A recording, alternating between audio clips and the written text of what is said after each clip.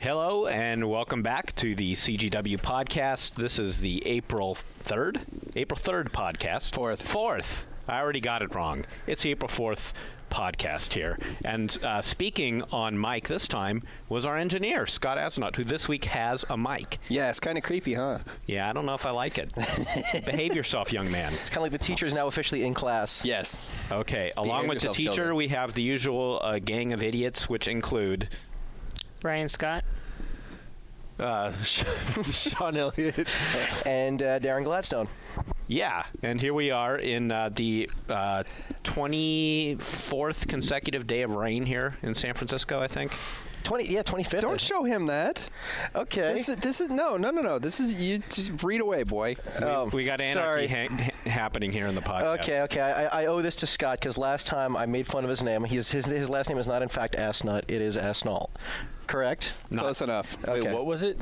It wasn't. It's not Asnut. No. Anyway, so as payback, I got to read this. Okay. So I could say so much to insult Darren, but that would be too easy. Say things about his heritage and his ancestors, but well, he must be punished. He must be punished. So you see, Darren is a putz, a large one. There are days when he not such a large putz, but many. Here is the punishment. What's the deal? He can't write or you can't read? No. It's probably it's right both. It's probably it's right both. There. I missed a key. Okay. There are days when it's such a large putz, but here's his punishment. I must insert the random phrases. Okay, you know what? Okay, I have to read the random phrases. You have to. Yes. Okay. Okay, so basically, I guess you have no idea what my special brand of idiocy is going to be, or if it's Scott. Okay. Don't show him. No.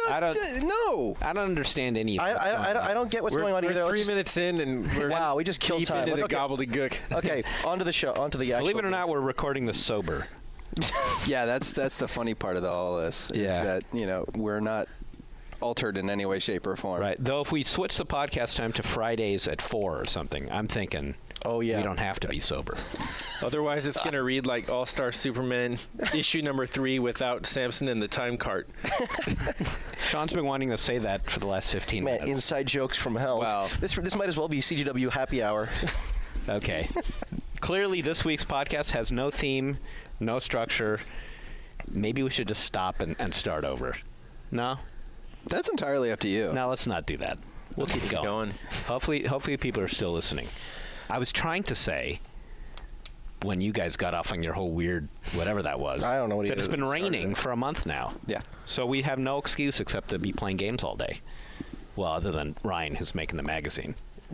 So before we get into the real issues, I know Darren actually has an agenda here.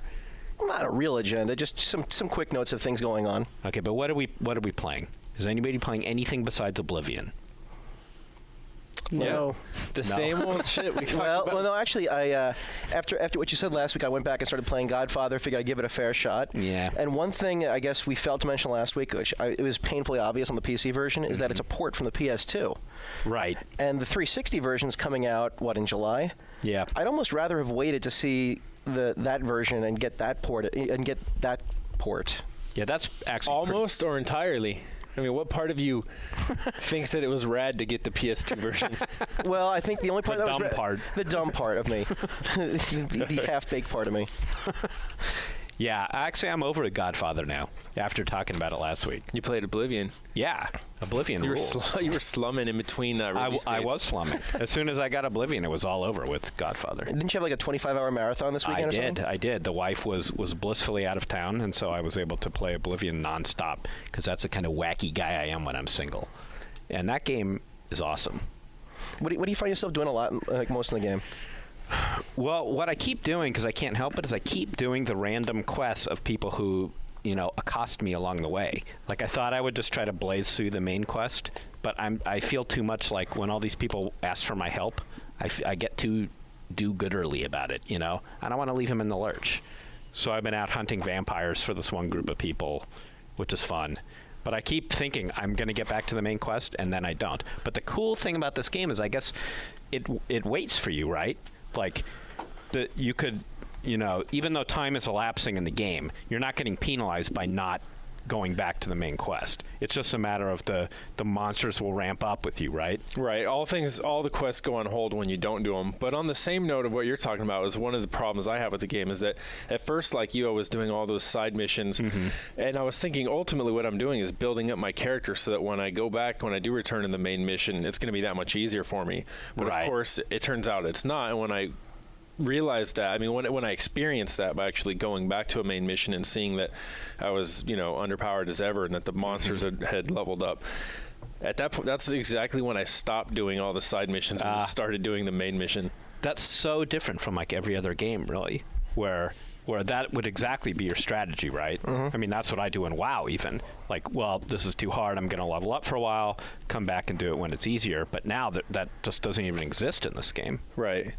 Yeah, it's the one of the losses I have. I mean, it sounds like some people are about to defend it, but one of the losses for me is that you can't go throughout the world and go to some really rare, dangerous and exotic area where the creatures are going to be much different. It's kind of like you decide, I'm going to run through here just to see what the sights look like, but there aren't really those places because the whole world ramps up in unison. So is the whole world basically at your level then? Yeah. Wow, that's kind of weird. You're right. So you can't go to like the Uber area just to see how fast you die, or just there are grades in that. They're not marked at precisely the same level. So it's like if you're 14, everything will be 14 or above. So you might run up to stuff that's like up to 17 or things like that, and some that will be lower as well. You'll still run into the odd crab or something, but not something that's like by and large 20 levels higher. Yeah, you're not going to slip through some area that's completely beyond your ability. Also, what we were talking about yesterday, I when I was playing last night, I still felt the same way about this notion of the game really kind of prevents you from being one, especially if you're a spellcaster or a hunter type, of actually dedicating yourself to that class specifically. Like, in other words, that you have to do melee. This game makes you do melee, whether you like it or not, melee fighting. And if you try to just be a spellcaster, you're just going to get your ass handed to you. Right. I mean, I think there are ways around it, but they're definitely impediments, because we were saying, unlike a multiplayer game where you're the archer and you're the guy who gets to hang back in a group of people where the tanks are aggroing up front, those guys aren't there. So if once you hit someone with the arrow, you're going to be running backwards and shooting them. And in a game that's dungeon based, a lot of times you're in a dungeon, and you're basically running backwards through a maze. There's only so much archery you can do. So it's going to come a point when you need to break out the sword or the mace or the hammer and start swinging away with that. Right. So I thought I was going to be a pure mage, and I ended up just bagging on that character and restarting with the blade specialization. Yeah, I found myself running the same problem early on, especially in like the when I was trying to close my first Oblivion gate, and I have guys like just charging me out of nowhere. I think the only thing you do is like just basically do a sneak attack and try to do as much damage on that first hit as possible, and then just. Well, yeah, I mean there are other ways too. I mean, you could start preparing poisons that just drain their fatigue, and over encumber them and stuff, but those are definitely the more sort of labor intensive routes to go. So I mean, theoretically, you prepare something that over encumbers them to the point where they can barely move, and then you just sit there and hit them with your arrows. And you're going to have to prepare a number of different types of arrows to do this to multiple enemies when there are more than one. But it's just not the same. I think most people go in and do what you did. They say, hey, this first shot seems clear to me, I'm going to get that, and after that point, then I'm just going to use my dagger on them and hope something. And isn't that what you would do in real life anyway? I mean, don't look at me like I'm. Is that what you would do in real life? If I'm in a cave with an imp, right, in real life. Yes. And I shoot him with an arrow, a surprise attack, and then he's down on the ground. Am I going to keep reloading arrows and shooting him with an arrow? No, I'm going to take out a dagger, a knife, or a club and hit him. That's true, though. Eventually, you do, as you power up in archery, and this goes for magic too, you get to mastery, and you will actually paralyze them with that first hit sneak attack. Right. So that alone will start to drop them. So I think it's there, but yeah, you're right. It's not. It's just part of the realism of the game. You wouldn't be standing over an imp in real life. Well, yeah, you don't have time. Right, with shooting arrows at him from a foot away. Let's take you just beat him with the bow. The green arrow would do it. He'd pull out his boxing glove arrow. And would green arrow do it? What would he do? What would he do, Ryan? He'd pull out his bow and start whacking on the thing. With the bow. There we have it. Okay, that's the definitive answer. Okay, so I think we can move on. Darren, you're the man with the agenda. Well, we're still on Oblivion, so. Well, actually, yeah, this isn't too far off Oblivion, man. Microtransactions. Yesterday, they announced that you can I guess, either buy a Big Mac or you can buy some shiny armor for your horse. They didn't actually offer the Big Mac. No, there's no Big Mac. That's what we're saying. Yeah. You could spend your money buying their horse armor, or you could save that money and go to McDonald's. Exactly. Just clarifying. Right. Wow, Bethesda has a McDonald's offer. Coupon in each exactly, in each box. Redeemable for one. Yeah, so what do we think about that? Well, we were kind of just, we were just talking about it yesterday, and I kind of agree with Sean on this, that it just seems, in a single-player game, especially if it's an item that doesn't really add anything to the value, I mean, what's stopping me from just downloading a mod or somebody creates a skin for it that does the same thing? Right. We're in such a different space from the console guys on this count, and it really shows. Say, for example, 1UP's coverage of this, their news report said, at a very reasonable $2.50, you can purchase some armor for your horse. And for one, it stopped me, and I was like, well, how are we at a point where we have any frame of reference to determine what's reasonable or what's not reasonable in terms of buying a specific item? Mm-hmm. And then especially so maybe for a console guy, that seems fine. But for us, like Darren says, we're used to getting all these, people making armor, make a dragon that we can ride in the game, and then also...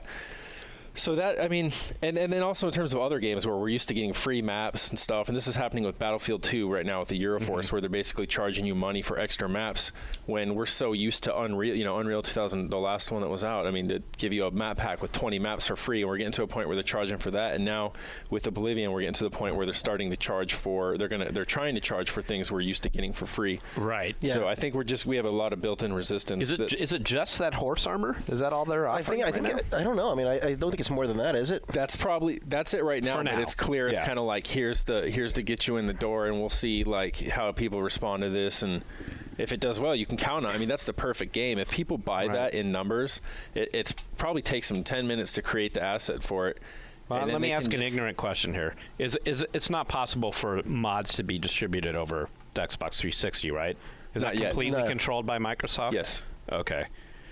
So somebody could not create that for Xbox 360. No. Right. I mean, it makes sense in that venue, but I mean, if they made it a really compelling new thing that really added a lot to the game, or created like a flying dragon or something like that, or some kind of like cool creature that you wouldn't be able to mount or whatever. Well, look at it this way. Like, say, okay, so it's $2 for that. Now, what if they said, hey, we've got this booster pack, and it's got 3 types of horse armor, and it's got two colors of pants, and you get all this for $10 for the horse? And as soon as you start making it more money, it's like, paradoxically, as soon as you say, hey, for $15 you get all this, then the absurdity of it's sort of revealed. It's exposed, because you're like, I can get an expansion pack for Morrowind. I could get a game that would let me become a werewolf. Now all I get is some pants. Horse armor seems so random too. Right. Of all the things that could have added armor for your horse, what are you going to do with it? You can't fight on the damn thing. You run away, and it takes damage. You know what my horse did yesterday that was weird? Has this happened to you? My horse aggroed a bandit on the road. Have you ever seen that happen? Yeah. Were you on? I was off the horse picking flowers, like I want to do. And the horse aggroed a bandit, and then the bandit ran away because the horse did so much damage to it. And then my horse chased after the bandit. Yeah, they'll do that. So in the game, a bandit's running down the road, my horse is running after it, and I'm running after the horse. I had this same thing where I got off to pick some flowers, to make some spells. Yeah. But a wolf came by and started chasing the horse, and then so the same thing. You're chasing a wolf that's chasing your horse, but of course your horse could be worth $1,000 or more in the game money. I really needed a command to tell my horse to get the hell back. Stop chasing the bandit. Now, I have a question for you guys. With all this stuff, what type of benefit would as you were saying with the horse armor and all these little, moddy things that you're going to pick up, is it going to give gameplay benefit? No, I mean, not the horse armor. Well, it will in that case, because your horse has stats for defense and for attack, and those carry on to not when you're fighting on horseback, which to my knowledge you can't do, but when your horse is chasing bandits. Mm-hmm. So the other thing is if you're running cross country and you're in a hurry and you're not taking the right paths and just jumping everything and making leaps, your horse is going to start to lose health. So it'll help that way. But I mean, realistically, not really. It doesn't really matter. Right. Your horses are expendable. The thing dies, just go steal another one. Or like I just got a mod that I downloaded that was just to make my horse run much, much faster. Like that's more useful to me, just to speed up the time. So you can hit those loading times 3 times as rapid. So yeah, that's a good question. I mean, I guess the possibilities there are good, right? But again, we're used to getting it all free. Yeah, and I think Sean brought it up earlier, but I think that Epic is one of the companies that does a fantastic job of supporting their product after the fact. Mm-hmm. In their last pack, they not only did they have like 20 maps, but they also added new classes, new vehicles, new races, stuff like that. So I mean. On the other hand, I guess it's easy enough for us to say, because we do play on the PC and we have got this for forever, but for console players, I guess, this is kind of a cool new thing, right? That they can get new content. And we can't really blame Bethesda so far because no one's forcing us to get this. Right. And in addition, it's not really radically changing the, you're saying it doesn't do much, but on the other hand, if it really did a lot, we'd be upset that we felt compelled to buy it. So it's nothing so major that we're really going to miss out. But if you want it, hey, you can get it. And so, I mean, I guess in that sense, yes, if people want to spend their money, then, that's how it should work. Mm-hmm. I want a mini map. That would be handy. Kind of pisses me off. I have to keep hitting tab. They expect you to have the poster on your wall right now. Who says I don't? Yeah, but in Dungeons, that would be pretty handy, though. Yeah. Right. Next on the agenda. Next up, well, I just read this on the news this morning. Uwe Boll and StarCraft. Have you guys heard this yet? How did you? That's how you say that dude's name? Yeah, that's how it's, I just realized. Uwe. It totally removes all my jokes of what would you Boll do? Do Uwe Boll. Do you Boll? Do you Boll? Wait, really? Yeah. Uwe? I could believe that's how it's. Yeah, I believe that's how it's pronounced. Huh. Wow, that makes him slightly cooler. Okay, so what's his rad news today? So apparently, I think this was from AOL Games. They kind of said that he has got the rights to do a StarCraft trilogy, so he can totally. Awesome. Yes, so I can't wait to see that film. Okay, so let's cast it on the fly right now.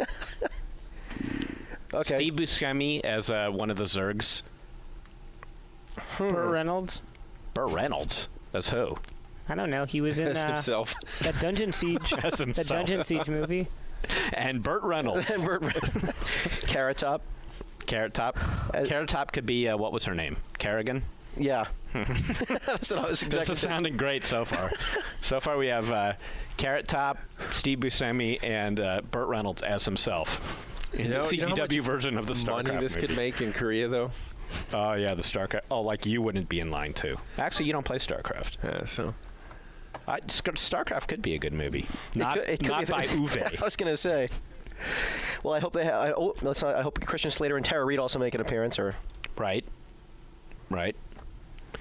Well, Coleman. Yeah, is that enough on the Uwe Boll? I think we pretty much covered that one. I weep silently right now for that. Can't Blizzard just put the kibosh on that thing? Or is this Blizzard didn't okay this, did they? I don't know the full story. I can't believe it. Well, they're going to have to if he has the rights to it. They have to. But Blizzard is so controlling about their content. I can't believe they'd give the rights to that guy. Right? Unless the check was right. Nah, I think that. Do they need money? I seriously doubt that. They have 6 million people paying $14.95 a month to be gnomes. U-Boll is determined to get the gold, and if it means renting a backhoe to uproot that tree, he's going to do it. That's Uwe to you, mister. Okay. All right. There you go. That ran. Wow. Silence reign. Wow. This could be the last podcast, I'm thinking. Party's over. You're going to have that one guy that writes in, though, to say that this was the best yet. Yeah, from the chaos at the beginning to this insanity. Right. Actually, speaking of writing in, that is one thing we wanted to mention here. We want to hear from you. Yeah, you. We want to hear from you. And we'll read your questions online here. Or online?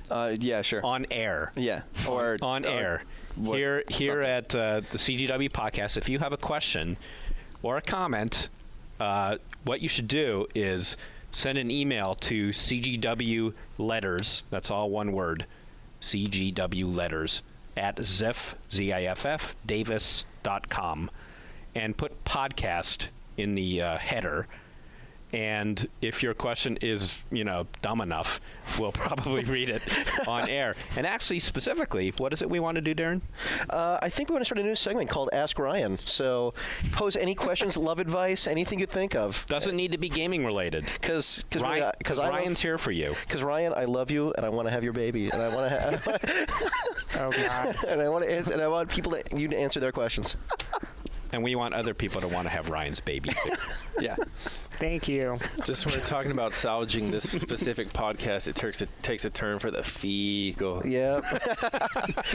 CGW, mailing it in one step at a time. So if you have a question for Ryan, our inimitable reviews editor, send it to cgwletters@ziffdavis.com.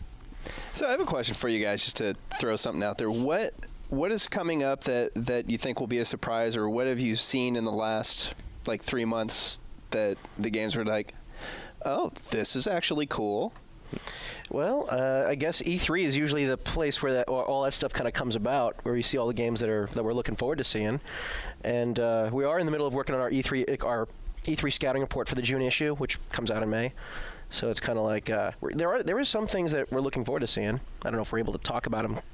Can't break NDAs just yet. Yeah, I think what Darren's telling you, Scott, is buy our issue. Well, suck it up. Yeah. Well, some of the stuff, we can't. It hasn't been announced yet, and we get the early look because the long lead time for the magazine, so we won't be able to talk about it yet. But other things, we did see Randy Pitchford, president of Gearbox, came in with Brothers in Arms: Hell's Highway. This is sort of the third Brothers in Arms, and it's running on Unreal Engine 3, and that's looking really good. It looks awesome. Really promising. I think we better say Hex Highway on this podcast. Yeah, so sorry. Hex High, PP soaked heck hole highway. So you said shit last week. I did? Yes. All right, And I guess you just said it right now. And I just said it right now. So Great. whatever. You just said storm shit on Hell's Highway. Great. As long as you don't drop an F-bomb. No F-bombs. Let's don't go there. So anything else that we can talk about? What can we talk about? Well, there's things we saw that people know exist that we think look cool, that we were sort of surprised by, like Warhammer Online. Yeah. Actually, that's a shameless plug for our May issue, which is always good.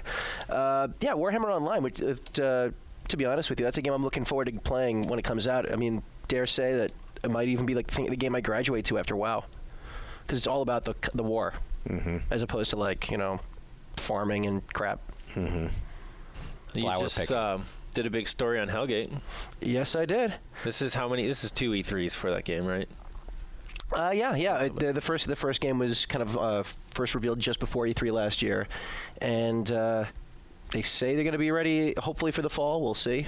So what games are going to make their multiple appearances at E3? What are the winners of the Stalker? Yeah. Definitely coming back for, was it the third or fourth time they've been there? Yeah. Wait, were they even there last year? Did they show Stalker? Probably on one screen or something. Yeah. Oh, you know what looked good at GDC, which I'm really looking forward to seeing at E3, is Crysis. That looked awesome. People were really that was the talk of the floor at GDC. Mm-hmm. That and Cell Factor. I don't know how much of a game that is at this point. I think I mentioned it last week. I hope that comes along pretty well. Mm-hmm. It looks Sam and Max. They're going to be showing that at E3. Looking for I'm just so glad that game is finally coming out. Sam and Max. Yeah. When they first tried to bring it back, when it was at LucasArts and it wasn't Steve Purcell. Remember that? Yeah. Are you talking about the Xbox crappy. one? Yeah. Okay. That looked crappy.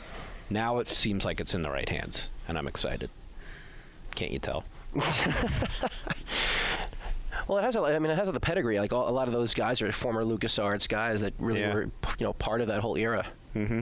So, actually, have you noticed? It seems like lately, the pendulum is swinging back towards single-player RPGs. Thanks to games like Oblivion, but also adventure games coming back too, but more evolved. Kind of. I mean, not as big as it used to be, of course. But yeah, I'd say it's a pretty minor pendulum swing, right? It's one game so far. But then you have I don't know. There's other stuff on the way, like Dark Messiah. Gothic 3 is all eyes are on Gothic 3 right now. That looks really good. Yeah, because of the success. They actually look really similar, just in terms of natural environments and whatnot. I hate to keep bringing this back to Oblivion, but somebody needs to do a graduate study on how the heck did this game become so popular. The New York Times just did an article on it. The San Francisco Chronicle this morning gave it a total rave review.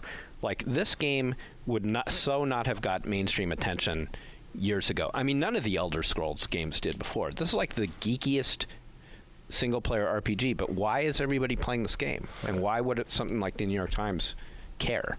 Maybe it's because it's a vast world, but it's also easy to interact with, and it's not like, I mean, while there is a tutorial and you can kind of read the instruction manual, you don't need it, I don't feel like. Well, what's the difference between, the past games and Oblivion? Well, the past games were all die rolling, weren't they? For the most part. This is deja vu. Didn't we do this in the last podcast? Yeah, we did talk about this before. We did. Yeah, because we're out of topics. Because I have my whole thesis on the prominence. I mean, how important it is that is one of the 360's first officially next gen looking games. Right. Yeah, that's part of Actually, that's how the Chronicle wrote that whole article. I mean, Bethesda, another thing too, is they were really wise in that each day they were just, here's another screen, and keeping people coming back every day, making sure that on forums every day there was a new thread started about it. Mm-hmm. So you'd go to any message board. I mean, obviously, New York Times, you don't go from message boards to New York Times, but in terms of the big picture, in terms of, it starting fire and spreading, I mean, I think they actually did a good job in the way that they marketed and promoted that game. So I think a number of things. Yeah. So basically, they teased their audience for a very long time and did it right. And regularly. Yeah. So a new movie every day, a new screen every day, in a kind of way that was really conducive to sort of viral spreading of that same sort of thing. I'm waiting. I've seen it happen before. I mean, this is game related, but Sony actually created an animated GIF that could be pasted into forums and signatures and stuff. And I was surprised. As soon as I saw that, I thought that was genius. And what it was explaining and demonstrating why their much maligned boomerang controller is actually, ergonomically sound.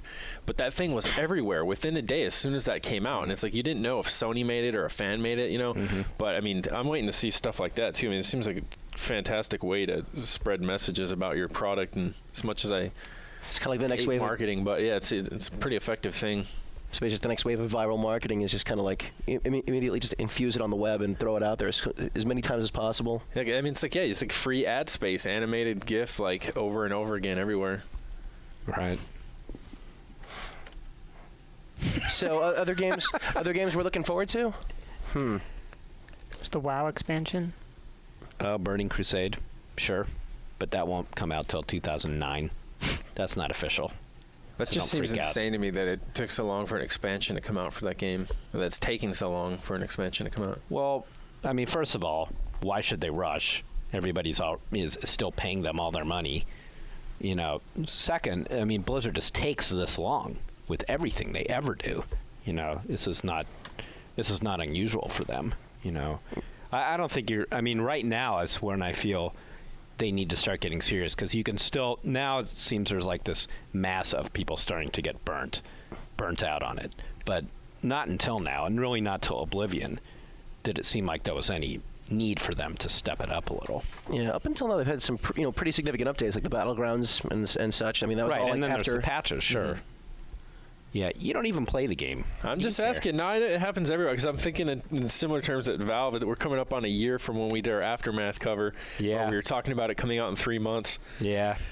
Well, the thought was there. They thought about it in 3 months. Yeah, they thought about Team Fortress 2, too. I'm just saying. It'll happen. You've seen all the stuff in that the modders have been pulling out of their SDK, right? Yeah. I mean, it doesn't necessarily mean it's true, but there's definitely, unless it's a deliberately placed red herring, there's a lot of info in there about Team Fortress 2. That would indicate that at least some work's being done on it. And as opposed to the military-looking game that was, at E3 so many moons ago. God, that was... 98, 99? I think so, yeah. But now it sounds like, it's set in the Half-Life 2 mythos where you have striders that you can control and all these other sorts of things. Oh, that's right, because it was Half-Life 1, wasn't it? Yeah. Right. That's crazy. Times they are changing. Hopefully we'll know more about that soon. Not at E3, but... Are they not showing Team Fortress 2? No. They're not showing anything right now. Even in terms of, what are they publishing? At least that's the official line from them right now. What are you showing? And absolutely nothing. But that also, I mean, that's in keeping with the way they do things, Mm-hmm. Yeah, I think they're keeping their their stuff, the cards close to the vest, especially through E3. And to be honest with you, I think it makes sense because these days, I mean, correct me if I'm wrong here, but I feel like there's so much noise happening at E3. Like your message often gets lost, so it's almost a better idea to wait until after E3 or before E3 almost to like. Right. I think that's true. And then it seems interesting with them too. It's like almost after their last big E3 when they had their demo prior to Half-Life 2 coming out, and then they had the sort of the blast back when everyone started saying, hey, you guys kind of lied about the AI, that wasn't actually dynamic that we saw in that demo, and this and that. So I don't know if it's a response to that, like, hey, we're just not going to show any more stuff to have that sort of situation come, or just in general, Valve has like kind of created their own place where they really don't. They're sort of outside of the normal streaming things. They just connect directly to their user base through their own sites and stuff. Yeah, so they don't need the press. They don't need publishers anymore. They can just do their own thing. Now that they don't need us, we like them better. I think it's great for them. I mean, in some ways, it's fantastic for them. It's the future, I think. I mean, it's so much better than getting, the press release with the manufactured terms about this or that, and then, coverage everywhere. But we went to this event, which really all it turns out to be is just a big, marketing fiesta. Right, but at least you get free food. And then it's kind of, they surprise you. So, you turn on Steam, and one day, all of a sudden, there's something there. All of a sudden, you've got something that's ready to play that day. And a virus. Yeah, that's that's not the good. Just kidding. Yeah, actually, who's ever gotten a virus off Steam? No, I'm just kidding. I uninstalled Steam, so I can't get anything from them. Oh, quick update from the virus to Star Force. We just noticed the other day on Ubisoft is publishing Capcom's PS2 games for PC, so we should is one of them. But you look on the box, and there's actually a warning now about their copyright protection. Oh, that's right. software. So it's kind of like a Surgeon General's warning now, basically. Yeah, that's killing me, man. They got to the point where they just say that this could cause some issues if you've got CDR, DVD. They have got to get rid of Star Force. They just got to get rid of it. I don't want to play Heroes of Might and Magic 5 now. And you know what? Because of Star Force. The thing is, it's not just Star Force, though. I mean, Secure ROM is just, is equally bad. I mean, all these security, protocols they're trying to use, in one way or another, they're just kind of like, embedding themselves in your system and causing you to have to Bethesda thought it was good enough to just give you Oblivion without any copy protection software. Once again, not even an access key. There's nothing, right? You just put the disc in and install it. Yeah, well, yeah, and it has a CD key lookup, so you need the copy of the disc to play it, but that's it, right? And everybody's buying the game, We're not seeing rampant piracy. I'm sure there is. But. And there's Galactic Civ, too. I mean, that's no copy protection at all either. And people are still sucking that up by the truckload. I mean, it's difficult because clearly piracy is a huge matter for PC games. Well, sure. If those games don't get pirated, I'm sure a lot of stuff like... Godfather does. Yeah. Especially game. I think probably people are more inclined to pirate games that they're not 100% sure on. They're even bigger cheapskates and rotten about it. But at the same time, it's like when that's our only solution. But how many people at this table were listening to the new Flaming Lips CD, which came out today? How many of us here were listening to it last week? I'm raising my hand right now, but I bought the disc. But I bought the disc. I bought it too. I bought it after I'd already heard it for free, though. Right, but I think but there's a difference there. You hear it for free, and you listen to it, and it's like, hey, this is really cool. I remember back in the day listening to radio when radio stations like, okay, get your tape recorders ready. We're going to play the entire album for you. Yeah, you're right. But most of the time, we're still going out and we're still picking up whatever album it is. Right. Well, iTunes, in the case of the Flaming Lips, made it worth it to me by adding 4 bonus tracks. So even though the free one was floating around last week, I was still incentivized to buy it. And the fact is, even without the bonus tracks, I might have bought it anyway, just because. Well, the problem that I have with getting stuff from iTunes is the fact that I don't have the physical case in front of me where I can look at the liner notes, which is something, and the lyrics and stuff like that, which is something that I like to do. I'm kind of getting over that, I have to admit. I'm kind of losing. I'm way over that. I'm buried in discs. I gotta cut bait on that stuff. Yeah. At this point now, like a CD tower to me in my house is kind of like if you go to someone's place and they got crates of old ass Bee Gees albums and stuff, or 8-tracks of Foghat. Like yeah, I don't even want that stuff anymore. Wow, we went way off topic now. We did. Yeah, it's still connected because the Flaming Lips are on the soundtrack for Stubbs the Zombie. For Stubbs the Zombie, and that's a game. So we're right back. So bam, right back. I'll tell you one old man thing though, just because I thought it was funny. My daughter, who's 12, actually found I have like 400 LPs from back in the old day, and she found one of my albums, and she had no idea what it was. She like took it out of she took it out of the thing, and she goes, "What is this black plastic thing?" It's a frisbee. Yeah, that's called vinyl. That's dear. music, honey. That's pretty insane. It makes a funny sound when I crack it. Yeah. Someday that's going to be CDs. Yep. It's already halfway there, I think. All right.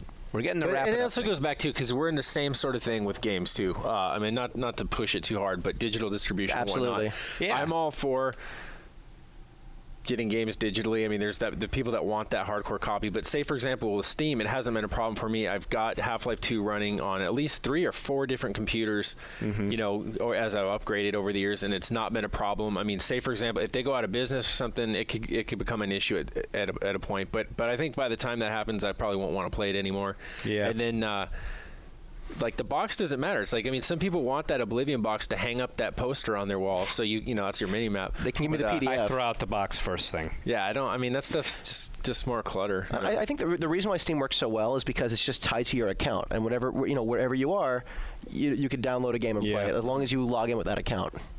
And that's, I mean, for us too. I mean, when you're upgrading and changing computers all the time, I mean, that's huge. It's like first thing is all you got to do is get Steam, and then boom, I've got 6 more games on that computer already without a bunch of install codes and this and that. Now, if only they had a more complete collection of all the mods I could just download through Steam directly.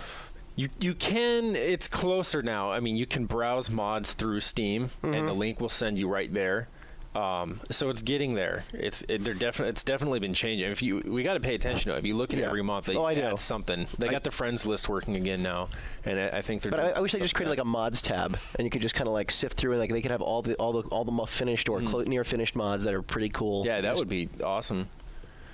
If Oblivion had something like that, it would be cool too. I mean, where if the developers are just like, here are hand-picked, each week, here are our top 5 mods, and you just press this button, and here you go. Idea for magazine. But no, I mean, they're not going to do that when they could charge $2 for the horse armor.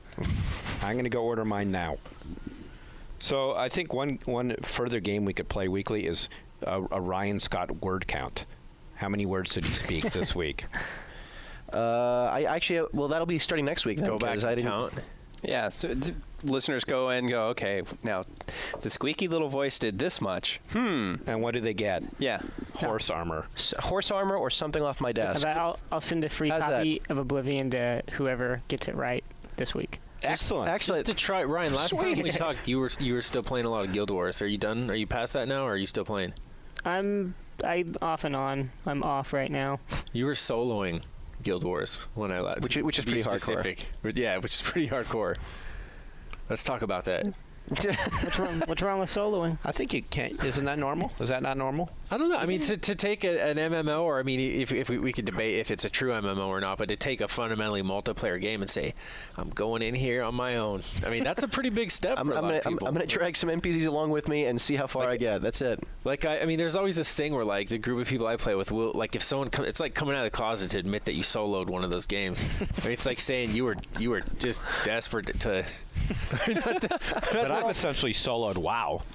Yeah, you do. Okay, as much as I possibly can. Yeah. Well, sometimes you want to like playing with other people. Sometimes people are jackasses, and like you're in the middle of a dungeon, and like you're 5 hours in, and all of a sudden like some dude has to leave, go to the bathroom, whatever, have a life, and here I am with no life. I want to finish the damn dungeon, but if I don't have my other teammates with me, I'm screwed.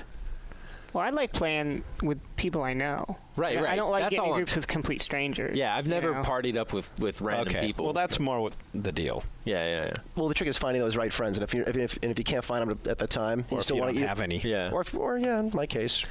Because that's a weird thing. It's like game guilt is almost like this thing that I've got where like sometimes I can play Battlefield all night, turn it off, and I feel fine. But like if I play Oblivion for whatever, like 4 hours, and I turn it off, and it's like I sort of disconnect from that game world, I start to feel guilty. Like, man, what was I doing? Or same thing. That's what I was wondering. The same way with Guild Wars, I play that too much, and so.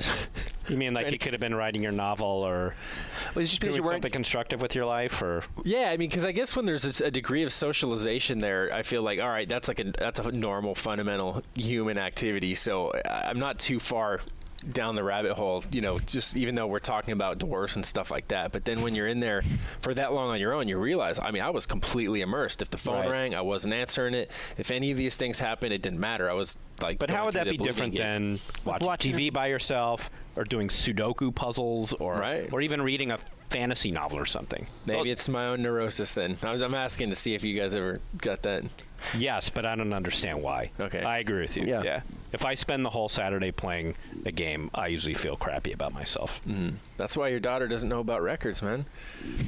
Yeah, because I don't hang out with her. Take her to the antique shop. I'm too busy playing games to talk to my own daughter. No, she's playing with you, isn't she? Yeah, she's in the other room playing WoW. So she's equally antisocial. All right, let's cut this off. There's an ABC after school special in there somewhere. We need a therapist next week. Why do we suck, doctor? Okay, we're done. We're done. Yay. We will see y'all next week. Thanks for listening. If you made it this far, congratulations to you. Remember, questions for Ryan and the Ryan Scott word count. If you guess correctly, he's going to send you a copy of Oblivion. Are you going to hold yourself to that? Yeah, just one. Okay. First one to write in. All right, you heard it here.